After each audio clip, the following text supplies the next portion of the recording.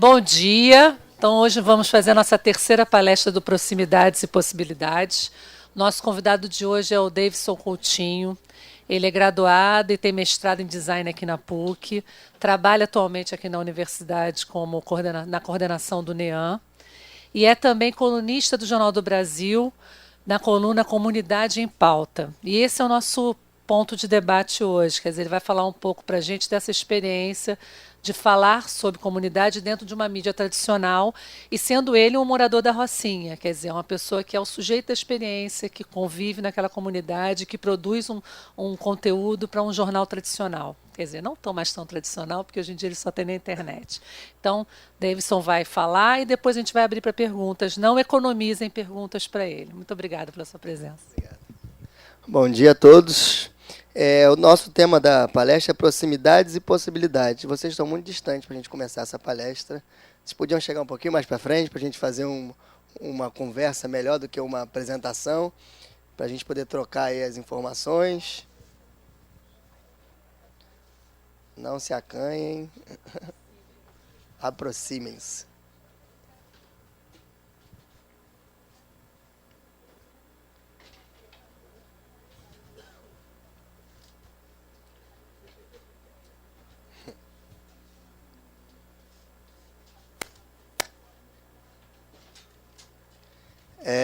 Eu trouxe uma apresentação, mas ela vai muito mais só auxiliar a gente do que o que eu penso em conversar com vocês hoje, porque eu sinto, eu como aluno, terminei também há pouco tempo o mestrado, que as aulas, as apresentações, a gente acaba se cansando muito e é muito mais rico a produção do diálogo entre a gente. E eu quero que vocês podem perguntar coisas nos momentos que eu vou apresentando para a gente poder fazer mais um bate-papo do que uma apresentação formal sobre mídias locais, mas mais uma troca de experiências mesmo, as suas com as minhas. E eu trouxe, antes de me apresentar, eu trouxe esse ano aqui, 1989, que foi o ano que eu nasci. Meu nome é Davidson Coutinho, como o professor apresentou. E pode andar até aqui para filmar? Pode, né? Não sei se a câmera está... E eu sou morador da Rocinha, comunidade aqui vizinha aqui da PUC. Sou neto de Marina Assis, José Inácio de Assis. Minha avó e meu avô vieram do Nordeste, vieram da Paraíba nos anos 70, como milhares de nordestinos que vieram para o Rio de Janeiro em busca de melhorias das condições de vida. E eles chegaram na Rocinha numa época ainda que a Rocinha estava iniciando o processo de urbanização, ainda eram poucas casas, se pensar com a quantidade que temos hoje, e as casas ainda eram barracos construídos de madeira. E eles vieram, primeiro veio meu avô para tentar alguma coisa, começou a trabalhar na Rocinha, e depois veio a família, buscou a família inteira.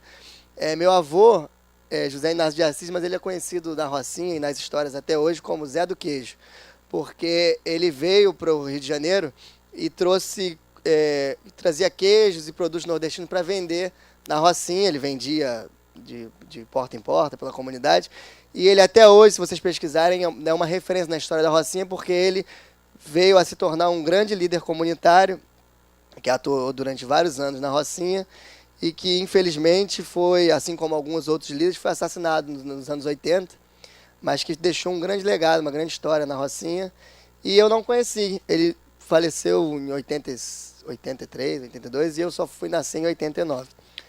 Minha mãe, Alcione Silva, veio com ele, pequenininha, lá do Nordeste para a Rocinha, ela atualmente é dona de casa. Meu pai, Levi Coutinho, eu também não conheci, eu perdi ele, tinha 6 meses, eu tinha 6 meses de idade, então também não conheci. Mas ganhei um pai, Saulo Barbosa, que foi meu pai, que me conheceu com 2 anos e que me criou junto com a minha mãe, meu padrasto, mas é um pai que eu ganhei de coração. E daí tem eu, Davidson. Não aparece muito bem, né? E aqui eu trago uma imagem da Rocinha para situar onde aconteceu todo esse histórico que eu apresentei do meu nascimento, da minha vida. E é aqui que até hoje eu moro, dentro aqui da comunidade da Rocinha. Algum de vocês já conhece? Conhece a Rocinha? Conhece? Já passaram perto, né? E então eu trouxe esse contexto para começar a informar o porquê que eu falo sobre Rocinha, o porquê que eu escrevo sobre Rocinha. Minha família se originou pela Rocinha, veio do Nordeste, mas foi criada na Rocinha. Eu sou nascido e criado dentro da Rocinha. E eu sempre tenho muita vontade em falar sobre a Rocinha, porque toda vez que eu falo sobre a Rocinha, eu consigo mostrar o que a mídia tradicional não mostra. O que as grandes mídias não mostram, que é o quê? São as pessoas, dar voz às pessoas, mostrar a parte cultural das comunidades, e não só a violência, o que é muito atribuído ainda às comunidades hoje. Quando você fala em alguma dessas comunidades, você só é atribuído à violência. Numa pesquisa que eu fiz no mestrado, quando você vai pesquisar no Google ou qualquer site de notícias, e você coloca o nome de alguma comunidade ou o nome da Rocinha, você vê as primeiras páginas de pesquisa são todas ligadas apenas a questões de violência. E quando nós temos uma comunidade com 200 mil moradores e trabalhadores, pais de família, doméstica, porteiro, professores, enfim, diversas profissões, e onde apenas uma pequena porcentagem trabalha com a violência, podemos dizer assim, mas que nós temos a maioria dos seus moradores formados por pessoas trabalhadoras, honestas, que estão trabalhando e construindo essa cidade. Eu trago essas duas imagens, que não está dando para ver muito bem, porque está muito clara.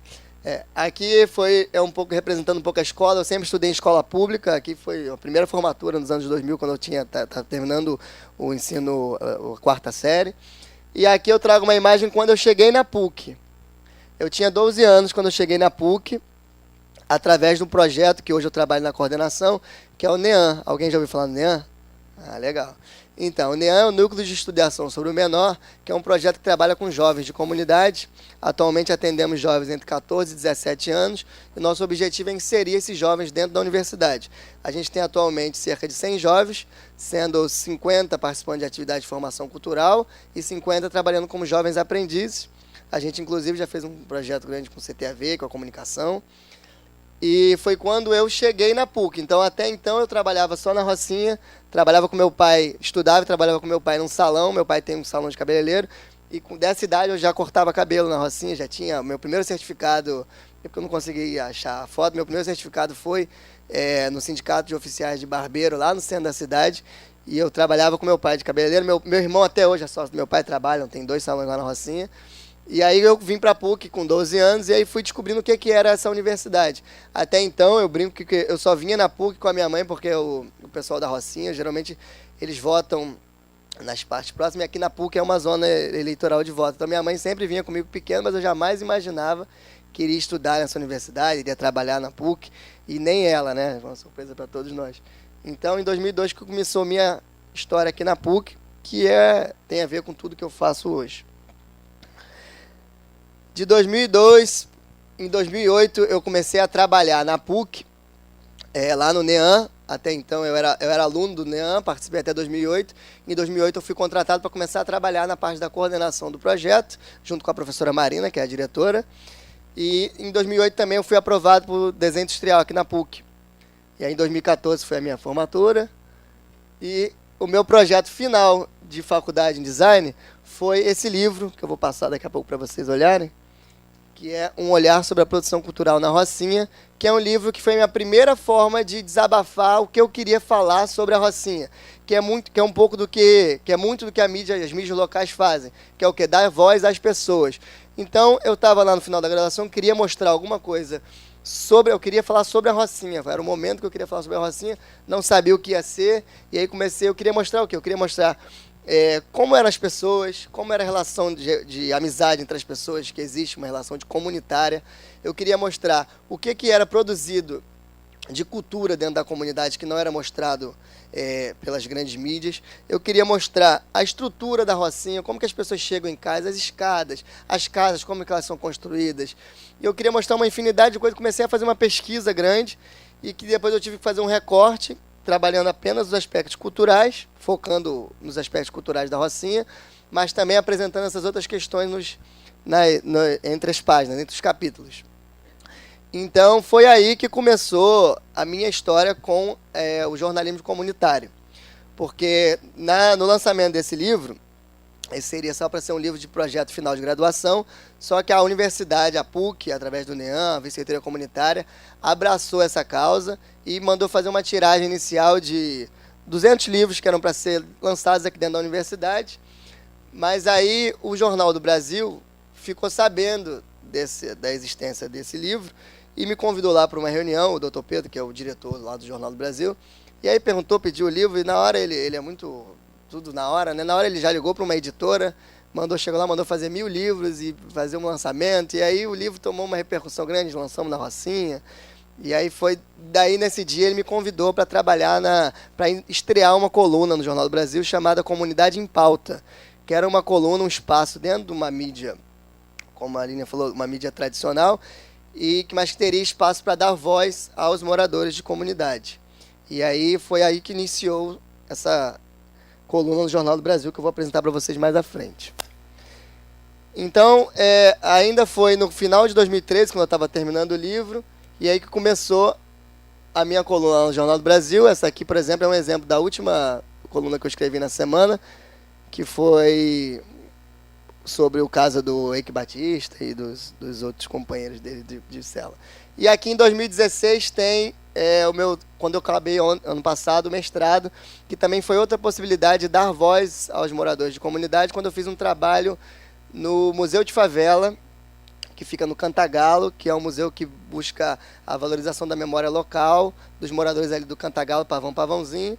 E aí eu fiz uma dissertação de mestrado que também relata a história das comunidades, uma breve história das comunidades, que relata também esses aspectos que não são apresentados pelas mídias e pela história, pela memória normal também, que não contempla as memórias dos moradores, a história, né, da memória social, que não contempla a memória local ali. E aí eu começo falando um pouco sobre essas mídias locais, jornalismo sobre comunidade, porque expliquei para vocês como surgiu, que foi através do Jornal do Brasil. E por que é importante esses canais? Vocês têm estudado já, a professora falou que vocês já são dessa matéria, já conhecem alguns projetos, mas a gente, nas comunidades, sempre existiu, há muito tempo existe já os jornais comunitários, jornais impressos, que já existiam. A Rocinha, por exemplo, já teve, atualmente tem novamente. Só que esses jornais eles eram muito limitados em termos de tiragem, porque não tinha investimento não tinha dinheiro para poder fazer esses jornais, e eles tinham uma pequena circulação para a comunidade. Então, através das redes sociais... É o meu, gente, que vergonha. Desculpa.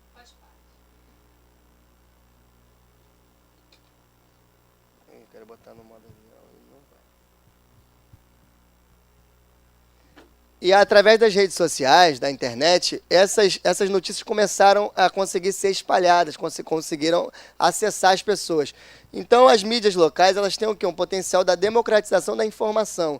A gente já não precisa mais ficar esperando o Globo, a Folha, todos os jornais noticiarem as informações com conteúdos que eles querem apresentar, mas a gente, enquanto morador, enquanto qualquer cidadão, pode divulgar informações que são relevantes para a comunidade e que vai mostrar com muito mais verdade, a realidade dos locais. Esse surgimento, então, se dá pela necessidade de democratizar a informação, e o mais importante disso é o quê? Dar voz às pessoas, que são as pessoas das comunidades, as pessoas locais, e sendo uma alternativa à manipulação também das grandes empresas de comunicação. A partir das mídias locais, você não precisa mais ficar sujeito apenas às grandes mídias e às manipulações. Então, a gente vê que a Rocinha, por exemplo, que é o caso que eu tenho mais afinidade para falar, como que a gente conseguiu dar visibilidade a diversas questões, problemas locais, atividades e ações locais, através das próprias mídias locais. Hoje a gente tem, vou apresentar daqui a pouco para vocês, alguns canais e portais que a gente tem na Rocinha, que tem muitos seguidores e que a gente consegue fazer um trabalho de divulgação da informação muito mais relevante do que com as mídias tradicionais. Por quê? Eu não sei se todos aqui, se alguém é morador de comunidade, mas às vezes, devido à nossa realidade de vida, os pais de família que têm que trabalhar o dia inteiro, voltar para casa, as mães têm que cuidar das crianças, muitos moradores ficam muito aquém das notícias formais. Por exemplo, você vai perguntar para um morador de comunidade, às vezes, se ele está sabendo do processo de impeachment, se ele está sabendo do que está acontecendo no judiciário, e às vezes essa quantidade de informação e a forma como ela é apresentada as pessoas acabam não conseguindo entender de fato o que está acontecendo pela forma que ela é comunicada. E quando a gente tem pessoas dentro das comunidades que estão fazendo esse papel de pegar as informações, de trabalhar essas informações e aplicar elas para o nosso público, você consegue muito mais conscientizar essas pessoas com uma linguagem muito mais comum. Eu vejo as informações, as outras pessoas veem a informação e tenta trazer para a nossa realidade como que isso vai impactar na nossa comunidade, porque senão as pessoas acabam não estão nem preocupadas. Por quê? Porque elas não estão preocupadas. É porque elas não são politizadas? É porque elas não têm preocupação com o país? Não, é porque a realidade das pessoas são muito diferentes. São pessoas que trabalham muito, que têm dificuldade de, por exemplo, participar de uma manifestação, pessoas que trabalham, então têm dificuldade de entender o que está acontecendo e acaba sendo influenciado apenas pelo Jornal Nacional, pelas novelas, e acaba achando que está tudo bem, está tudo normal, e não estão sabendo de fato o que está acontecendo. E isso não acontece só com gente de comunidade, né? A gente vê muitas pessoas que não... Vocês que estão na comunicação estão aprendendo a como lidar com as notícias, com as matérias, com a informação. Mas as pessoas que são muito acostumadas a ligar a televisão e achar que aquilo ali é o Deus está falando, que está tudo correto e é tudo certo e é o que acontece na realidade. E não de discutir a informação. A gente vê a quantidade de pessoas que compartilham informações apenas lendo a manchete da matéria, apenas lendo o título, sem ler o conteúdo. O que traz uma realidade de informações falsas e que tem graves consequências. Então, a importância dessas mídias locais, ela tem uma importância que é essa, de trabalhar as notícias, de informar a população, de democratizar a informação, de mostrar, além da comunidade, mostrar para o mundo o que é feito, o que acontece ali dentro desses locais. E, além disso, tem uma importância muito grande para os próprios moradores, que é o quê? Além da informação, é de incentivar a participação dos moradores na solução dos problemas. Então, a gente tem na Rocinha umas mídias locais, por exemplo, está faltando água na Rocinha. É só na minha casa? Não, não é só na minha casa. Eu descubro que está faltando entre os meus vizinhos, mas está faltando também na Rua 1, está faltando na Rua 2, está faltando na parte baixa. E as pessoas não tinham como saber os lugares que estavam faltando água. E uma coisa é você ir lá na SEDAI reclamar que está faltando água na sua casa. Outra coisa é 5 pessoas, outra coisa é 10 pessoas, outra coisa é fechar o túnel com 1000 pessoas e dizer que está faltando água, que tem que resolver o problema da água na comunidade. Então, as mídias locais, elas conseguem incentivar a participação dos moradores na solução dos problemas. Então, tudo que acontece dentro da comunidade, por exemplo, na Rocinha, sumiu o Amarildo, que todos vocês ficaram sabendo. Então, as mídias locais fizeram o quê? Se organizaram, convidaram a população para criar um manifesto, para as pessoas irem para as ruas.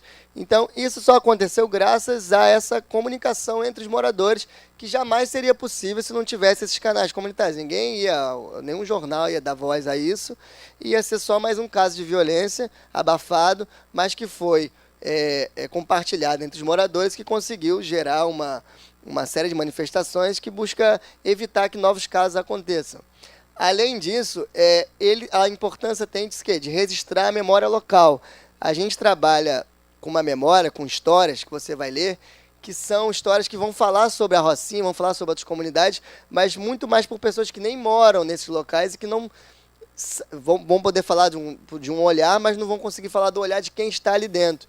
E hoje, graças aos jornais comunitários, essas mídias, a gente consegue registrar de fato o que acontece dentro das comunidades, traduzindo a memória desses locais e também valorizando a cultura local, valorizando o que acontece nesses locais, que é muito mais do que violência, mas são diversas ações e que podem ser potencializadas e divulgadas através dessas mídias. Atualmente, né, como vocês sabem, esses jornais comunitários, as mídias locais, acontecem em redes sociais, em portais, em canais online, jornais impressos, que tem, por exemplo, na Rocinha, vocês têm um colega que trabalha no Fala Roça, o nome Michel, mas se você perguntar para ele, ele tem uma grande dificuldade de financiamento dessas tiragens de jornal, porque ainda é uma coisa cara, tem uma dificuldade de distribuição, é uma tiragem pequena em relação a uma comunidade, mas que vem tentando se manter, mas também que tem uma parte online. A gente tem as rádios comunitárias, que algumas são legais, a maioria não é legal, são rádios ilegais que acontecem dentro da comunidade, mas que conseguem também uma outra forma de divulgar a informação. Na Rocinha, por exemplo, a gente tem uma rádio comunitária que ela tem uma sintonia que você consegue sintonizar na rádio, dentro da comunidade, e ela também tem caixinhas de som espalhada pela comunidade. Então você está passando pela viária, está passando por algum lugar, você está ouvindo alguma informação, então o tempo inteiro estão tentando te levar algum conteúdo. E é um serviço de compartilhamento de informação que ocorre muito mais de maneira horizontal.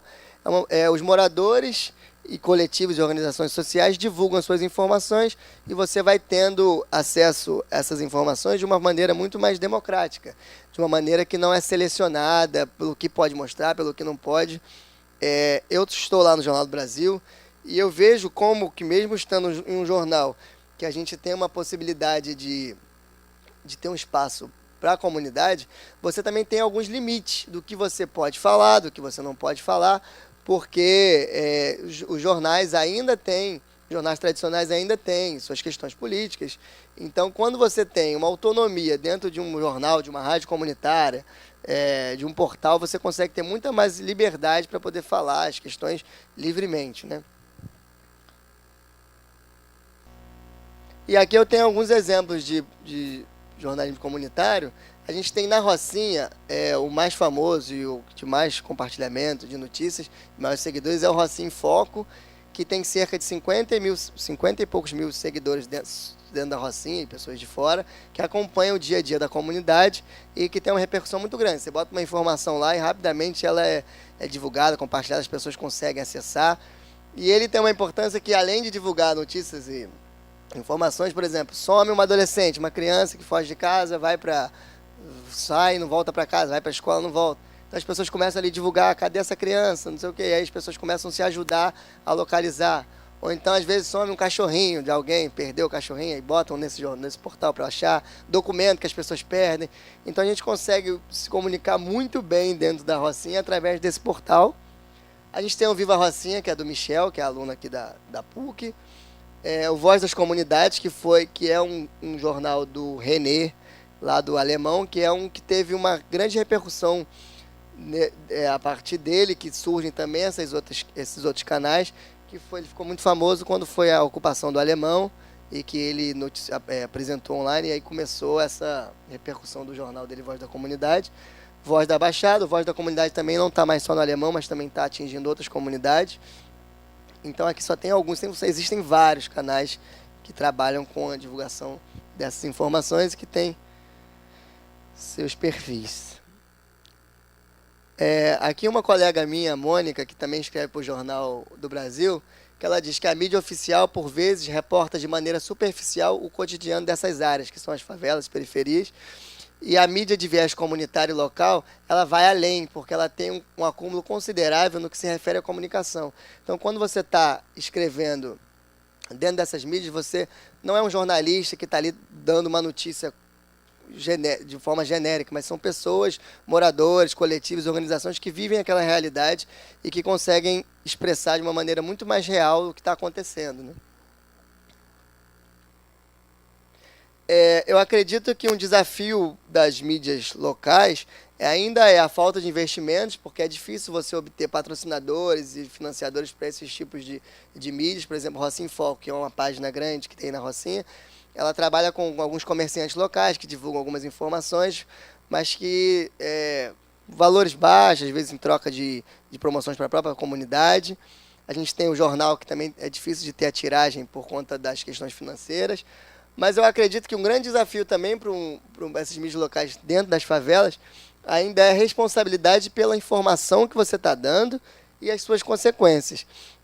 A gente, dentro das comunidades, a gente tem que ter muito cuidado com o que vai falar, o que vai apresentar, porque a gente é morador ali, então está correndo todos os riscos se você for falar além do que você pode falar, o que você vai denunciar, como você vai apresentar. Não só de problemas locais, até como problemas de fora. Você está denunciando um político, você está denunciando pessoas importantes, então você também está muito, muito disponível a poder acontecer alguma coisa, dependendo do que você vai falar. Então você tem que ter muito cuidado com a informação e até a informação local. Você às vezes dá uma informação de alguma coisa que também pode prejudicar algum morador. Eu sei um morador também da Rocinha que estava há muito tempo pedindo para a gente fazer uma matéria divulgando o barulho que tinha na Rocinha, um barulho numa parte alta da Rocinha de um bar que botava um som muito alto. E aí ele pediu para a página do Rocinha em Foco divulgar esse local. E aí algumas pessoas começaram a compartilhar, não sabiam quem ele era, né? Mas algumas pessoas começaram a acusar o que era ficaram chutando quem era que podia ter denunciado e começaram a acusar um outro morador que não tinha nada a ver, coitado, com aquilo. E aí, daí vem toda uma preocupação do que pode acontecer com esse outro morador que não tem culpa de nada por ter denunciado um barulho que estava acontecendo. As pessoas começaram a perseguir, falando que ele estava X9, que estava falando demais, não sei o quê. Então, a gente tem que ter muito cuidado com essa informação por conta das consequências que pode trazer para a vida das pessoas. E aqui eu falo um pouco da experiência que eu comecei a falar agora do Rocinha em Foco. Além do Jornal do Brasil, eu fiquei durante um ano e pouco, trabalhando na página do Rocinha em Foco, lá na Rocinha, que é uma página que foi criada por uma moradora que não tem nada a ver com comunicação, não tem graduação, acho que parou no ensino médio, mas que começou a página com uma vontade muito grande de divulgar as informações.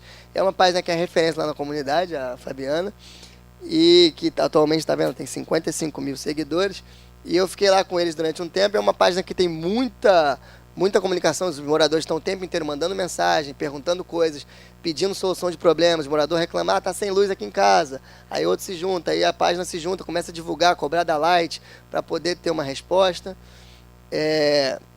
Foi uma experiência bem bacana, eu fiquei lá um tempo com eles e a gente, além da divulgação da informação, a gente fazia ações sociais, que é um outro viés que os canais comunitários, as mídias comunitárias têm, que é de você entender o problema e conseguir apoio para isso. Então a gente ia em áreas mais com baixa renda da Rocinha, pessoas que tinham mais dificuldade financeira, e promovia campanhas e usava esses canais para poder arrecadar alimentos, arrecadar agasalhos, arrecadar o Dia das Crianças, campanhas nessas datas especiais. E aí foi uma experiência bem bacana desse período que eu fiquei lá. E aí eu trago para vocês a experiência no Jornal do Brasil, que foi um presente eles abrirem esse espaço para a gente de comunidade poder apresentar o nosso dia a dia com as nossas palavras, dando voz aos moradores, onde a gente pode enviar textos que não são editados, textos que são livres para a gente poder divulgar os conteúdos que a gente quer apresentar, e que a gente mesmo divulga esses textos na comunidade, ou seja, traz também leitores para esse jornal. E essa coluna começou em 17/8/2013, foi quando eles inauguraram a coluna Mídia Comunidade, começa neste domingo. E o meu primeiro artigo para esse jornal foi no outro dia, no dia 18 de agosto de 2013, que foi o PAC Nosso de Cada Dia, onde eu lá atrás, já em 2013, para vocês verem a importância das mídias, da voz aos moradores. O PAC agora que estão descobrindo, que estão falando sobre as falcatruas, sobre os desvios do PAC Favelas, o quanto foi desviado das comunidades que eram para ser aplicado nas comunidades no PAC 2, o quanto que foi desviado. Só que lá em 2013, os moradores todos já estavam reclamando, já sabiam de tudo isso, e a gente já estava denunciando as obras que foram abandonadas, que não foram concluídas, os desvios de dinheiro. Então lá atrás a gente já estava apontando coisas que para a mídia tradicional, que também sabia, não era importante de ressaltar. Então por isso a importância da gente ter essa voz, né, esse espaço. Isso foi a minha primeira matéria para eles, e aí eles combinaram que eu tinha que escrever 3 vezes por semana alguma coisa sobre comunidade. Só que atualmente a gente escreve 2, porque às vezes é difícil você ter assunto relevante mesmo, né? Porque também não adianta você escrever coisas que vão ser genéricas, mas para você trabalhar um tema, entrevistar pessoas, conhecer coisas que estão acontecendo. Aí eu mando 2 vezes por semana, e quando eu inaugurei ela sozinho, essa coluna, e logo em seguida convidaram um outro, que era aluno aqui da PUC também, que trabalha na Pastoral, o Valmir, não sei se vocês conhecem, ele trabalha no pré-vestibular comunitário lá da Pastoral, e ele escreve pela Maré, e acho que depois de um ano convidaram a Mônica, que é uma historiadora e professora lá do Borel, que também escreve sobre a comunidade lá e também sobre todo o que influencia em termos de comunidade no Rio de Janeiro. Então são 3 os colunistas dessa coluna, eu, representando a Rocinha, a Mônica do Borel e o Valmir Maré. Aqui foi um dos artigos que eu fiz na época que mais teve repercussão, que foi um artigo que não teve uma repercussão só nacional, mas que internacional, que foi sobre a pacificação da Rocinha, que foi uma época de muita violência dentro da comunidade por parte de agentes da polícia, violência contra os moradores, de repressão policial, e que aí a gente fez uma matéria falando sobre o que é isso, uma comunidade que é abandonada por décadas, abandono total, onde não se tem investimento nenhum, e do nada chegam containers, homens armados, que vão ali começar a reprimir tudo que acontece ali, tanto de problemas, tanto da cultura local, das opções de lazer que tinha ali dentro da comunidade, e como que isso vai trazer paz se não traz também investimentos sociais para a comunidade. Então foi aí que eu comecei a relatar o que era essa pacificação para os moradores, a realidade delas. E um outro artigo que ficou muito famoso também, que já foi em 2015, foi de uma jornalista, Silvia Pius, não sei se vocês conhecem ela, do Globo, e que ela fez um texto muito infeliz, que era sobre um texto anti-pobres, né? Que era um texto que ela falava muito preconceito sobre, por exemplo, plano de saúde, que hoje em dia é muito ruim para usar, porque os pobres agora têm acesso, enfim, uma série de questões preconceituosas que ela trouxe. E aí eu rebati ele com várias questões que ela apontava, pontuais, e aí teve uma repercussão grande em vários jornais, vários canais de comunicação, e ela se retratou depois em outro artigo, mas ela já tinha expressado a opinião dela, né? Mostrando só alguns exemplos desses artigos. E o meu último artigo que eu fiz na semana passada, ele fala sobre essa injustiça no tratamento dos presos pobres e dos presos ricos, que foi usando o exemplo do Eike Batista, que foi solto muito rápido, e pessoas que desviam milhões, que nenhum preso ali dentro do sistema penitenciário conseguiu desviar nem 1% do que esses caras conseguiram fazer, e como que eles são tratados de forma totalmente diferente pela justiça. E aí estava comparando também com o caso do Rafael Braga, que foi um jovem que foi preso na época das manifestações de 2013, porque ele estava com uma garrafinha de pinho-sol, e aí ele foi solto, agora já foi preso de novo, e tem um grupo de gente tentando soltar ele, porque acham que foi a armação da polícia de terem colocado coisas para ele de flagrante. E aí estava trabalhando esse comparativo de como que são tratadas essas pessoas que, às vezes, por um desvio, cometem delitos que são muito pequenos em relação ao impacto que essas pessoas que estão no poder causam, mas que são tratadas totalmente de forma diferente. Então eu tenho usado esse espaço do Jornal do Brasil para diversas formas. Eu tenho usado para expressar o que acontece dentro da Rocinha, mostrar o lado cultural, as pessoas, o lado humano, e tenho usado também como uma coluna denúncia, que é o quê? Para comparar o que acontece com a realidade dos moradores de comunidade e com a realidade do país, as injustiças, as desigualdades, e tenho usado também para apresentar também para os moradores o que está acontecendo no Brasil em termos de política, em termos de quais impactos que a favela sofre. Mudou o presidente, mudou uma lei, mudou uma coisa. Como que isso vai impactar diretamente nos moradores, dentro das comunidades. Então tenho usado também isso para poder apresentar para os próprios moradores essa informação de uma forma muito mais acessível. E tem sido uma experiência bem bacana. Já vai fazer 4 anos que eu estou lá nessa coluna. Pretendo continuar usando esse espaço para levar informação. E eu atualmente trabalho aqui na PUC, no NEAN, né, como eu apresentei para vocês. E esse jornal eu escrevo ele online, eu mando ele por e-mail, não tenho que estar instalado dentro do Jornal do Brasil. E eu vou passar para vocês darem uma olhada no livro. E aí no final, vamos abrir para perguntas, e no final eu vou fazer alguma forma de sorteio, eu vou deixar esse livro para sortear para os alunos aqui. A Lília vai. Você não tem esse livro, né, Lília?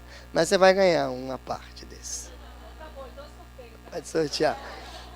Mas aí eu queria saber de vocês, o que vocês ficaram para entender, porque como eu falei, essa apresentação foi muito mais para dar uma explanação, mas eu queria muito mais trocar através de perguntas, se vocês tiverem curiosidade.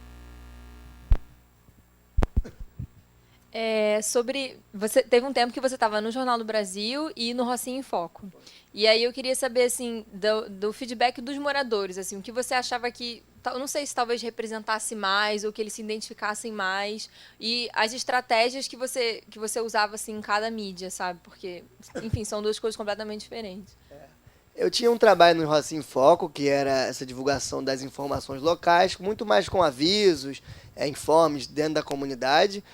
E, na verdade, eu usava também muito o Roça em Foco para poder divulgar os próprios artigos que eram feitos no Jornal do Brasil.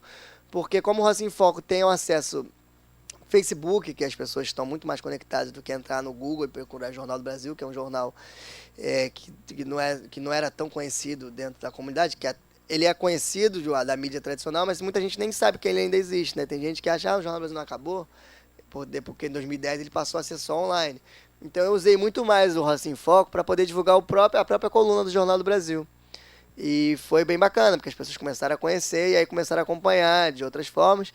E eu até esqueci de colocar aí, mas eu hoje, além do Jornal do Brasil, eu tenho uma página própria, que é que é meu nome, é Davidson Coutinho, e que eu utilizo para poder divulgar na Rocinha informações de cursos que a gente tem, de bolsas em alguns lugares, de informações importantes, mas muito mais em oportunidades.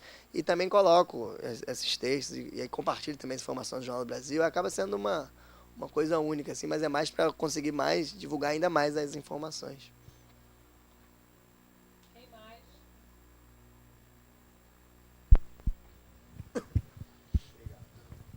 Prazer, sou o Gil. Eu queria te perguntar o seguinte: você aceitou o convite logo de cara, ou você para ser colunista, ou você pensou, refletiu e, enfim, Aceitei de cara. Sentei lá, o jornal por me quê? chamou. Eu sentei lá na mesa com o cara, porque todo. Né, eles tinham uma sede que era aqui no. Era uma casa aqui no Rio Comprido, bem ali saindo do túnel, do lado daquela uma universidade que tem ali, a Unicarioca, eu acho, era ali. E eu já tinha uma vontade grande desde a minha adolescência, quando eu ia para algum lugar, você mora na Rocinha? Ih, Deus me livre, que perigo lá, como é que você aguenta? Como é que é lá? Não sei o que, as pessoas muito preocupadas, realmente, você só vê na mídia uma coisa que fala assim, morreu tantas pessoas, tiroteio não sei onde, você não quer nem chegar perto desse local, porque você acha que é só aquilo, né? Então eu tinha essa vontade, essa necessidade de expressar o que acontecia dentro da comunidade, que não era só aquilo. Então no livro eu já consegui esse acesso, mas que ainda foi uma tiragem inicial de 1.000 livros, 1.000 e tantos livros, que conseguiu atingir um público que mostrava que a Rocinha era muito mais do que violência, mas um celeiro, como eu chamo, de produção de cultura, de arte, de relações entre os moradores.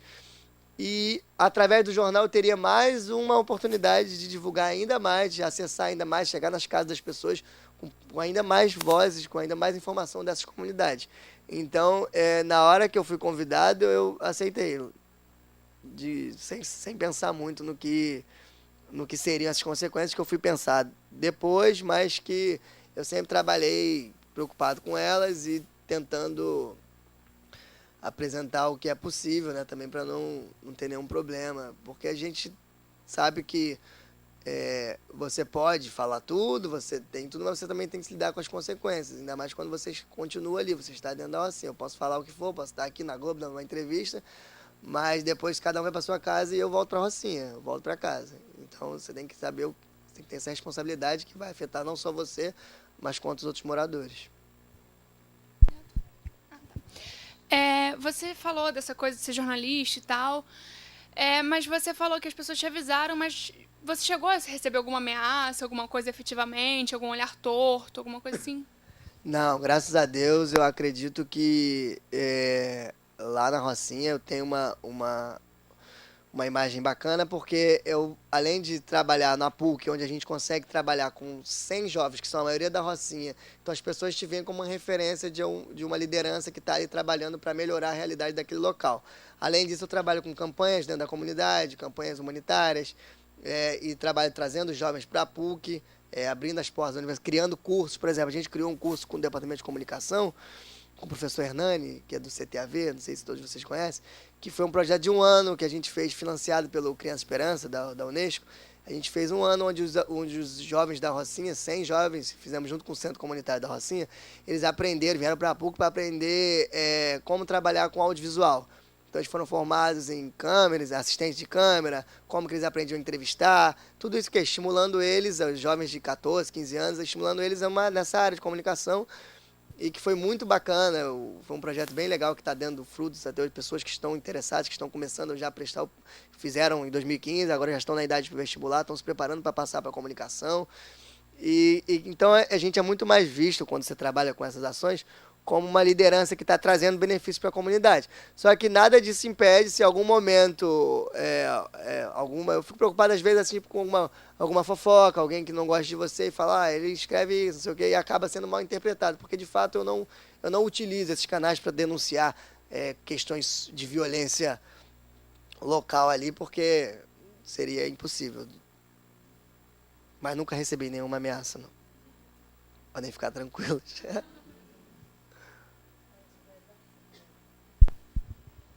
Eu ia perguntar sobre a questão da mídia comunitária. Você falou assim de vários exemplos. Além do patrocínio em si, que eu acho que talvez seja o que mais dificulta o funcionamento e a repercussão, a continuação dessas mídias, o que ainda falta, assim, talvez, para uma mídia comunitária conseguir mais destaque ou se fortalecer dentro da própria comunidade? Às vezes tem mídias dentro das próprias comunidades que não se fortalecem. Exatamente. Eu acho que essas mídias dentro da comunidade, primeiro que a falta de investimento acaba fazendo com que você crie uma página, você comece ela com uma garra total, com uma força, divulgando tudo, buscando seguidores, mas que num determinado momento que você vê que não consegue, você precisa trabalhar, você precisa sustentar, e você vê que aquela página não está te gerando esse lucro, você faz aquilo por vontade própria, por lazer, por vontade de mudar aquela realidade, mas você acaba precisando dar lugar ao trabalho, que você então não tem tempo para poder se dedicar integralmente àquilo ali. Então isso acaba dificultando, a página começa a não postar um dia, aí não posta no outro, e acaba ficando para trás, que é um pouco do caso do Viva Rocinha. Ela é uma página que começou na Rocinha, que tem muitas pessoas seguindo, mas que hoje em dia já não tem uma grande repercussão, porque os criadores precisavam estudar, precisavam trabalhar e não tinham dedicação total para a página. E já um pouco diferente do Rocinha em Foco, porque a menina que criou na época ela não trabalhava, depois ela começou a trabalhar num próprio projeto dentro da comunidade, então tinha tempo, ela se juntou com mais outras 3 pessoas, e aí voluntárias, e aí cada um tinha um tempinho para poder trabalhar as informações, porque é uma grande demanda de informação. Eu lembro que chegavam milhares de mensagens por dia, as pessoas te cobram como se você tivesse também o dever de resolver o problema. Pô, tá faltando água, já falei que tá faltando água aqui, já falei que tá faltando luz. Como se você fosse o cara da laje, fosse subir no poste, instalasse a luz e fosse consertar a água. Mas é muito mais as pessoas mandarem cobrando, e a gente cobra, a autoridade faz a matéria, divulga, e às vezes faz vídeo, e esses vídeos realmente têm um impacto, porque são 50 mil pessoas falando que tá faltando água, então isso acaba chegando de alguma forma nos órgãos, chega no governo. Mas as pessoas te cobram daquilo ali. Eles acham que você tem... Muitas pessoas acham que você... Não são todas, mas muitas pessoas acham que você tem obrigação e dever de atender naquele momento quando se trata de um trabalho voluntário. Então, acho que algumas pessoas acabam desestimulando disso. Por exemplo, o Voz do Alemão, eu vejo as postagens deles, também não são postagens que já tenham grandes repercussões, divulgações, não são coisas que são constantes como outros canais. Então, acho que acaba dando uma esfriada, sabe? Tem que ter... As rádios, por exemplo, a Rádio da Rocinha, tem uma rádio na Rocinha que chama Rádio Brisa e Rádio Catana. São rádios que têm até um trabalho legal, porque já existem muito tempo antes desses canais. E o jornal comunitário na Rocinha, a gente tinha o Rocinha.org, que era um jornal, foi o primeiro portal comunitário lá na Rocinha, mas que também acabou por conta dessa falta de investimento. E hoje em dia a gente tem o Fala Roça, que ele acontece com tiragens trimestrais, devido aos custos, né? 2 coisas. Primeiro, você nunca pensou em estudar jornalismo? Você fez design, tanto na graduação quanto no mestrado, e está empenhado numa função de jornalista.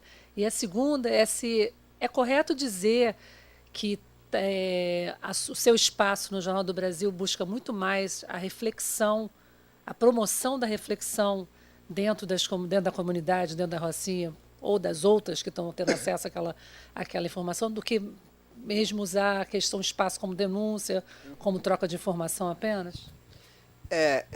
Como a questão de estudar jornalismo, Na verdade, eu, quando iniciei a graduação aqui na PUC, tinha 18 anos e não tinha esse viés, não tinha essa vontade de escrever, não tinha... Eu vim da escola pública, estudei no ensino médio aqui no André Morroá, eu tinha também muita dificuldade de escrita, eu aprendi muito aqui na PUC, não no curso, mas no meu trabalho, no NEAM, onde eu tive que entrar num projeto que tinha que escrever projetos, tinha que escrever, trabalhar com educação, e acabei aprendendo meio que na marra, ali, aprendendo junto com os outros professores. E melhorei muito a parte de escrita nisso, e até então eu não tinha interesse em escrever, e não tinha muito interesse nessa parte de jornalismo. Isso acabou surgindo muito a partir do convite do livro, do convite do jornal, e surgiu isso quando eu já estava me formado em design, e eu não me considero jornalista, porque eu acredito que vocês todos passam por toda uma formação que requer todas as matérias, toda a disciplina, assim como eu fiz para ser designer. Então, não é meu interesse em ser jornalista. Eu só quero ter voz para as pessoas, ser um representante ali da Rocinha, mostrando o que a gente vive, mas sem necessariamente ter que ser jornalista, né? Eu sou um colunista do jornal. E você falou da questão do espaço. Eu acredito que realmente você coloca uma coisa que o jornal acaba sendo mais um instrumento de reflexão das questões que acontecem no Brasil e nas comunidades. E claro que se passam denúncias, se passam situações, mas que busca muito mais a reflexão, porque não é sempre que você vai conseguir de fato uma transformação, mas se você já está trabalhando a reflexão dos moradores, essa conscientização dos direitos deles, dos deveres, e você também conseguindo apresentar, cobrar dos órgãos competentes o que tem que ser feito, eu acho que esse é o maior legado dessa coluna e de todos os outros canais que existem e portais comunitários, né? E você falou assim, que eu estou muito voltado para o jornalismo, mas não, eu tenho a coluna no jornal, e apresentei tudo isso aqui para vocês, pode até parecer, ele trabalha muito com isso, mas não, meu trabalho não é esse. Meu trabalho é no NEAM, que é trabalhar apresentando coisas novas e transformando a vida dos adolescentes. A nossa missão aqui na PUC, e que é uma coisa que nem envolve só design, nem envolve só jornalismo, mas envolve um conjunto de ações, porque eu também trabalho com design, mas não trabalho diretamente na prática. Ele cria estampa, camiseta. Não, eu uso muito mais o design como uma ferramenta, como é uma área interdisciplinar, eu uso muito mais como uma área que pode me agregar o conhecimento para poder trabalhar no desenvolvimento de projetos, e trabalhando no NEAM, porque é onde eu tenho muito orgulho e desejo de trabalhar. É um trabalho que eu saio, vou para casa, continuo trabalhando em casa, venho. E feliz, muito feliz, porque eu vejo os jovens entrando como eu entrei, com 12, 13, 14 anos, e agora são alunos meus, são alunos do NEAM, e eu vejo eles sendo inseridos na universidade, eu vejo eles conquistando o primeiro emprego aqui na PUC, e como que a vida deles são transformadas apenas como oportunidade, não é nenhuma mágica, ninguém vai lá e ninguém vai pegar eles para dar cesta básica, ninguém vai pegar eles para levar eles para Disney. A gente pega eles para dar uma oportunidade deles se mostrarem os seus potenciais. Então eles vêm para cá para quê? Para trabalhar, para aprender. E a gente tem uma troca muito bacana que são com os alunos de graduação. A gente tem muitos voluntários que trabalham lá no NEAM dando aula. E através desses voluntários, os meninos vêm do ensino público, eles nem imaginam às vezes que é Enem, que vai fazer vestibular, que vai fazer faculdade. Eles querem acabar, se livrar da escola, porque a escola é um saco às vezes. Porque a escola pública é difícil, porque os conteúdos eles relatam, são muito além um pouco fora da realidade. Os professores, muitas aulas não existem, faltam professores, o aluno é desestimulado, chega na escola, não tem o lanche, um dia tem lanche, outro dia não tem lanche, às vezes servem coisa estragada, às vezes não serve. O cara vai para a escola às 7 da manhã, mas aí o professor não vai. Aí ele fica lá, mas não pode sair, você tem que esperar até meio-dia para poder sair. Então, tudo isso, eles querem acabar a escola. E a gente fica mostrando, não, a universidade não é nada disso. Eles ficam maravilhados pela PUC. E aí eles conhecem vocês, que trabalham como voluntários lá. Então, ele começa a ver, eu também posso, poxa, eu estou vendo aqui. Começa essa troca, esse contágio aqui dentro da universidade. E eles voltam para querer fazer. Atualmente, a gente tem 28 jovens que estão fazendo graduação, 20 e tantos aqui na PUC, e uns 4 ou 5 que estão na FRJ, na UF. Então, o meu maior legado, minha maior vontade é essa, nesse projeto do NEAM, que é um projeto social, buscando novas ações para lá. E de quebra eu tenho meu tempo aí para poder escrever para o jornal e trazer os trabalhos comunitários na Rocinha.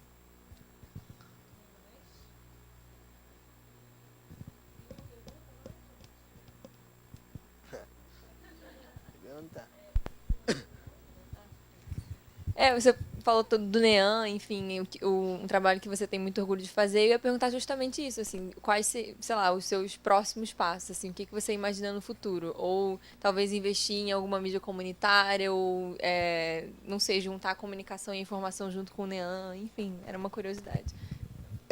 Meus próximos passos. Eu terminei o mestrado e quero ingressar no doutorado. No mestrado eu já usei a minha pesquisa para poder aproximar a relação entre design, comunidade, design e artesanato. Eu fiz um grupo, trabalhei com um grupo de senhoras do Museu de Favela, no Cantagalo, mas eu usei muito a dissertação, até a menina da minha banca disse que era uma dissertação de denúncia, que era um material que ficaria registrado de importância no futuro, porque registrava muito sobre a situação atual das comunidades. Então eu peguei e fiz um recorte sobre as comunidades, desde o surgimento delas, que as favelas têm mais de 100 anos, né? Foi a primeira favela, o Morro da Providência, que era o Morro da Favela. Então fui fazendo uma apresentação dali até aqui, até chegar nessa situação atual, do que a gente vive, e relatando os acontecimentos. Então eu usei também esse espaço para poder apresentar. E quando eu falo denúncia, não é denunciar denúncia mesmo, como a gente conhece, denunciar o que está acontecendo de errado, mas de apresentar a realidade das comunidades, né? Expor a realidade das comunidades e por que as comunidades estão assim hoje. Tem gente que acha, ele mora na favela porque ele quer, porque ele quis, porque que foi subir o morro lá, não sei o quê.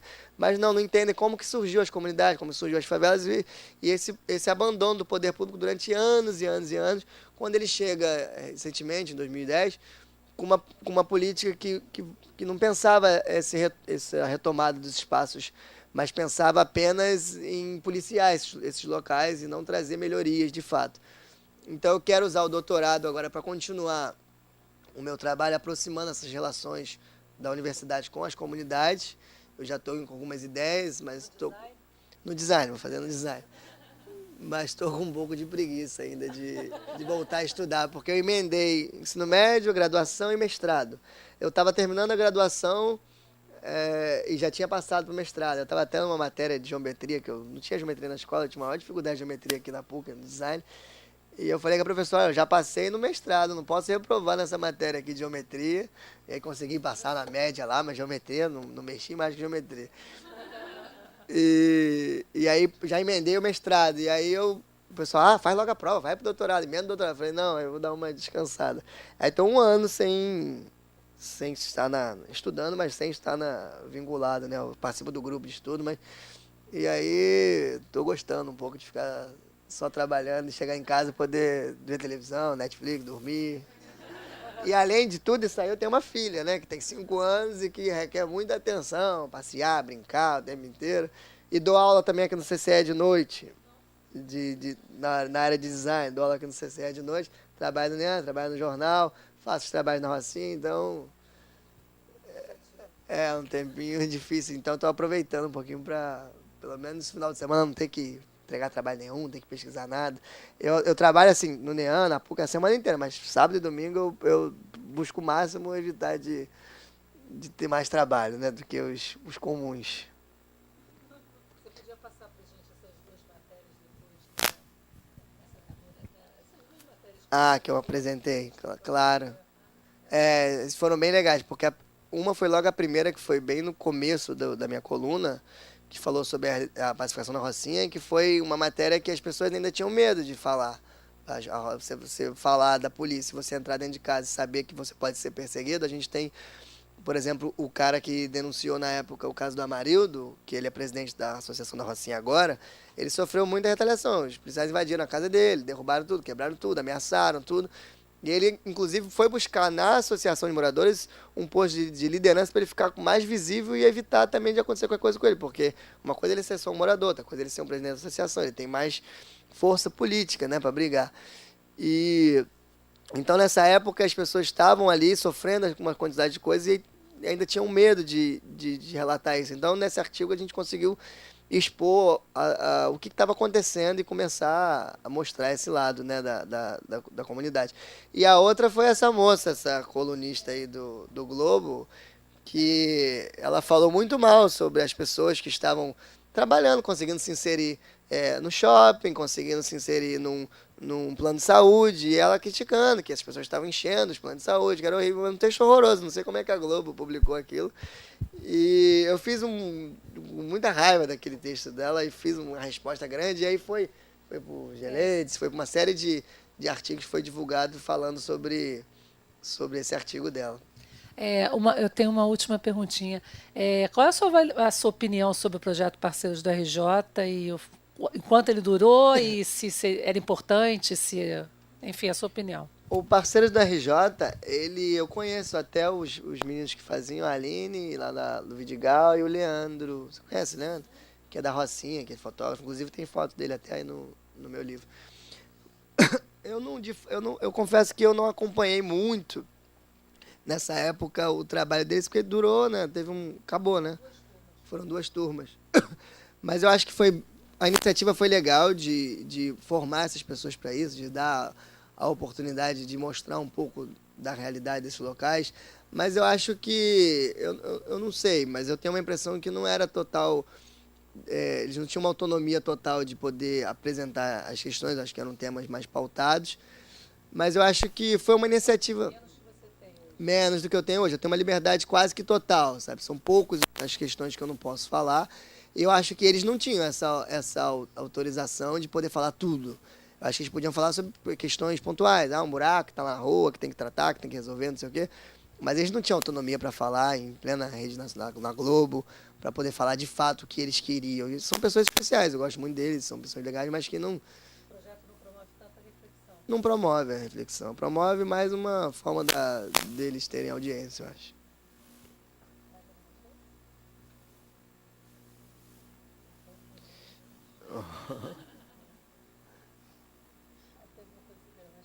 Não, eu quero sortear o livro para eles, para ver se alguém sai mais feliz aqui. Escolhe um número. Ai, você Pensa de 1 a 100. De 1 a 100? Não, mas não tem pauta. Não tem chamada. De 1 a 30.